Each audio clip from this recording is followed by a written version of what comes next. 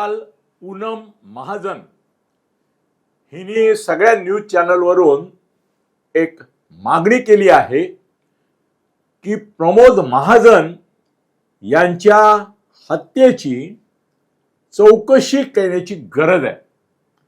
याच्या मागे मोठं षडयंत्र होतं असा माझा आरोप आहे.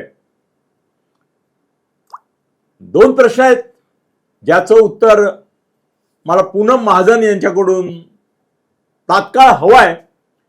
याचं कारण काल पूनम महाजन यांनी हा आरोप केला तेव्हा योगायोगाने सारंगी प्रवीण महाजन, ज्या प्रवीण महाजनांनी प्रमोद महाजन यांची हत्या केली, त्या सारंगी महाजन इथेच मुलाखत देण्यासाठी माझ्या स्टुडिओमध्ये हजर होत्या. आणि टीव्हीवरची ती जी न्यूज चॅनलची बातमी होती की पूनम महाजन यांनी मागणी केली की मोठं षडयंत्र याच्या मागे होतं आणि त्याची चौकशी झाली पाहिजे. त्यावेळेला साहजिकच माझ्यापुढे दोन प्रश्न उभे राहिले आणि मी अर्थातच सारंगी महाजनला विचारले. ते आज एक व्हिडिओ रिलीज केलाय आम्ही सारंगीचा, तो तुम्ही मुद्दाम बघा. त्याच्यामध्ये तिने 50% गौप्यस्फोट केलेले आहेत, अजून 50% गौप्यस्फोट बाकी आहेत. त्याचा वेगळा व्हिडिओ मी करणार आहे. ते भयानक आहेत यावेळेला केलेत त्याच्यापेक्षाही. आणि सगळ्यात कहर म्हणजे इथे एक पुस्तक आहे बघ त्याचं, त्या प्रवीण महाजनचं एक पुस्तक, काय नाव आहे त्याचं? माझा प्रवास काहीतरी, नाही, माझा अल्बम. त्याचं एक पुस्तक आहे. तर त्याच्याबद्दलही आपण सारंगीशी बोलणार आहोत की त्यातल्या विधानांच्या संदर्भामध्ये तिच्याकडे काय धक्कादायक माहिती आहे ती पण बोलेल. पण मला पूनम महाजन यांना प्रश्न पहिला की जर तुम्हाला खरोखरच असं वाटत होतं की प्रमोद महाजन यांची हत्या हा एका कट कारस्थानाचा षडयंत्राचा भाग होता, तर इतकी वर्ष तुम्ही गप्प का बसला? हत्येनंतर तात्काळ तुम्ही ही चौकशीची मागणी का केली नाही? दुसरे प्रश्न असा आहे की फडणवीस प्रदीर्घ काळ मुख्यमंत्री होते, गृहमंत्री होते, आताही आहेत. आणि फडणवीस आणि महाजन कुटुंबाचं आता जरी पूनमला तिकीट नाकारल्यामुळे वैर निर्माण झालं असलं तरी एक काळ असा होता की त्यांचे घनिष्ठ संबंध होते. मग त्यांनी त्या वेळेला हा प्रश्न का नाही मार्गी लावला किंवा का नाही ही मागणी पुढे रेटली आणि फडणवीसांच्या तर्फे हे तयार केलं, काय म्हणतात त्याला, चौकशी लावली याची की हे षडयंत्र आहे का?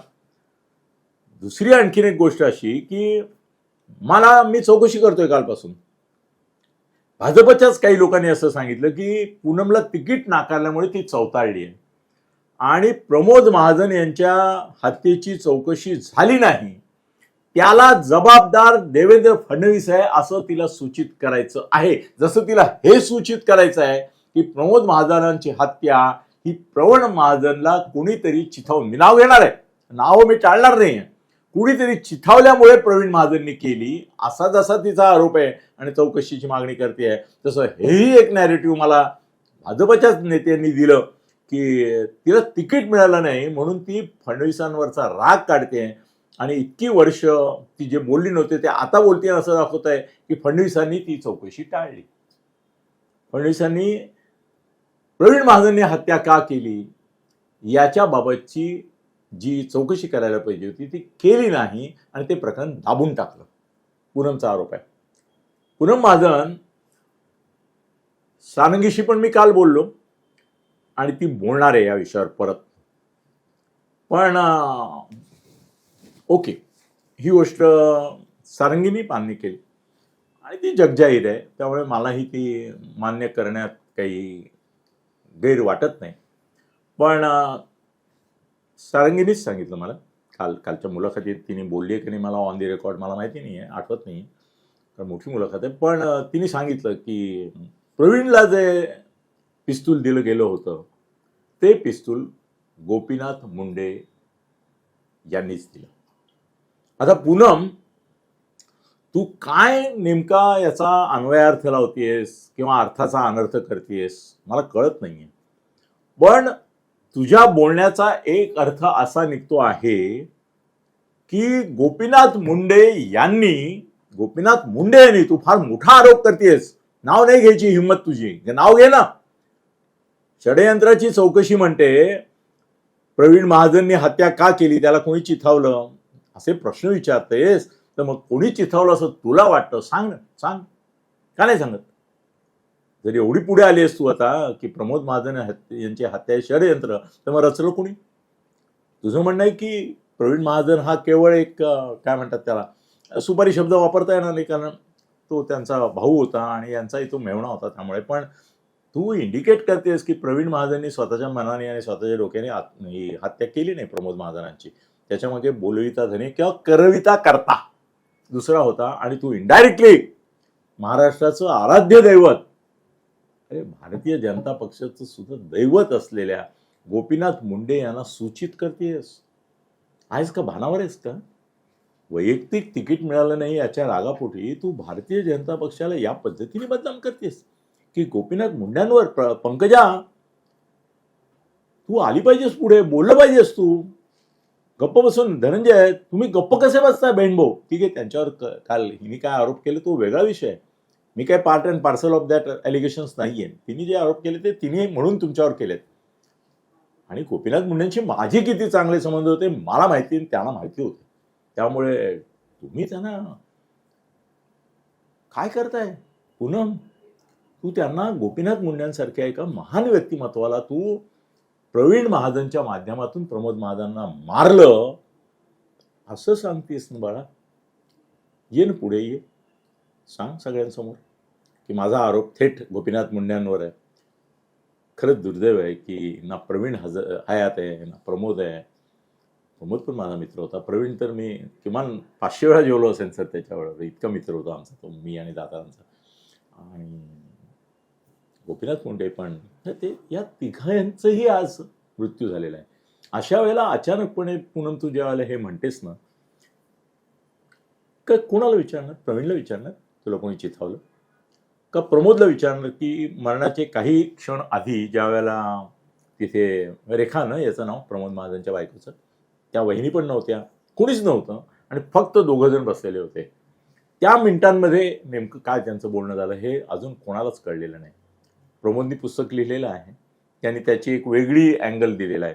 पण तिचं म्हणणं असं की या 200 पानात आहे, त्यापेक्षा माझ्याकडे जवळजवळ तिने काल सांगितलं की 2000 पानं आहेत अजून, जी पब्लिश करू दिली नाही कुणी. 2000 पानं आहेत तिच्याकडे. कोणाच्या? प्रवीणच्या नोंदींची. आता ती देणार आहे मला त्यातली काही जे खळबळजनक गौप्यस्फोट आहे. तिने सांगितलं की पुढल्या मुलाखतीमध्ये मी तुम्हाला ते पुस्तकच त्याच्या हस्ताक्षरात. आता मला ती कोर्टाच्या ताब्यात आहे म्हणाली का?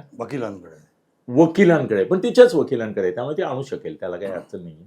पण अशी ती पानं आहेत. तर माझं फायनली 8 मिनिटं झालेली आहेत, त्यामुळे आता मी माझा विषय आवडतो. पूनम, तू तात्काळ खुलासा कर की गोपीनाथ मुंडेंवर तू शंका घेतेस का की त्यांनी हे कट कारस्थान रचलं आणि त्यांनी प्रमोद महाजनांना मारलं?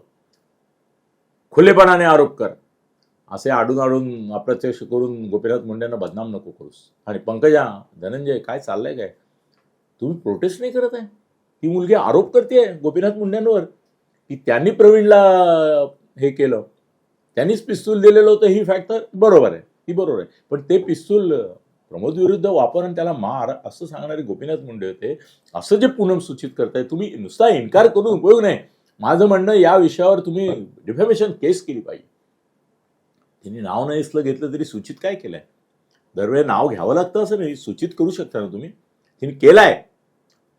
Poonam, not fair. गोपीनाथ मुंडेंच्या एक प्रतिमा आहे, ती भाजपची प्रतिमा आहे. भाजपाचे जे आदरणीय वंदनीय असे नेते होते त्यात गोपीनाथ मुंडे. तू काल जो प्रकार केलायस वैयक्तिक रागातून केलास का? तुझ्याकडे काय पुरावे आहेत? पुरावे असतील तर मांड की ज्याच्यामुळे तू सिद्ध करू शकतील. मला फक्त एकच दुवा कमकुवत वाटला, तो म्हणजे सारंगी असं म्हणाली की ते जाताना मी नेहमी त्यांचं रिव्हॉल्वर कपाटात ठेवायची आणि त्याची किल्ली माझ्याकडे ठेवायची. ते मला म्हणाले की आज काही कारणाने मला ते रिव्हॉल्वर बरोबर ठेवावं असं वाटतंय, मला भीती वाटते कसली तरी, आणि म्हणून त्यांनी माझ्याकडून मागून घेतलं आणि म्हणून ते घेऊन गेले. पण ते कुठे गेलेत काय गेलेत आम्हाला माहिती नव्हतं. आणि जाताना काही ते प्रक्षुब्ध वगैरे पण मला वाटले नाही, कूल.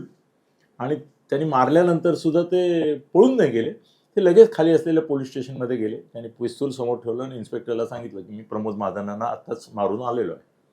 हे फॅक्ट आहे, कोर्टात पण आलेले आहेत. तर पूनम, प्रवीण महाजनांना गोपीनाथ मुंडेंनी सांगितलं असं तुला म्हणायचं जर असेल ना, ते एकदम म्हण. आणि धनंजय आणि Pankaja, it's very serious, very serious. आज गोपीनाथ मुंडे नाही बदनाम होत आहेत, महाराष्ट्र बदनाम होतोय, महाराष्ट्राची संस्कृती, अस्मिता. अरे ते गोपीनाथ मुंडे हे ज्यांचं दैवत आहे, त्या भक्तांच्या भावनांचा पण विचार करा. आणि मला वाटतं हे अग्निदिव्य पंकजा करायची वेळ आलेली आहे. पूनमनी तुम्हाला एक प्रचंड मोठी आग पेटवलेली आहे आणि त्या आगीतून तुम्ही तावून सुलाखून गोपीनाथ मुंडेंचं नाव निर्दोष, निष्कलंक म्हणून बाहेर काढण्याची तुमची जबाबदारी आहे. पूनम, तू हे जे विधान केलं आहेस, जर जबाबदारीने केलं असशील आणि तुझ्याकडे पुरावे असतील तर ते पुरावे मांड प्रेस कॉन्फरन्स घेऊन आणि सिद्ध कर की गोपीनाथ मुंडे यांनी प्रवीणला सांगून प्रमोद महाजन यांची हत्या केली. नाहीतर माफी माग की ते विधान मी भावनेच्या भरात केलं, तुला आम्ही माफ करायला तयार आहोत. पण हा सूर्य हा जयद्रथ पद्धतीने तुझं बोलली नाहीस तर महाराष्ट्र तुला माफ करणार नाही. धन्यवाद मित्रांनो. खळबळजनक गौप्यस्फोट म्हणजेच YouTube चॅनल अनिल थत्ते गगनभेदी. खळबळजनक गौप्यस्फोट म्हणजेच YouTube चॅनल अनिल थत्ते गगनभेदी.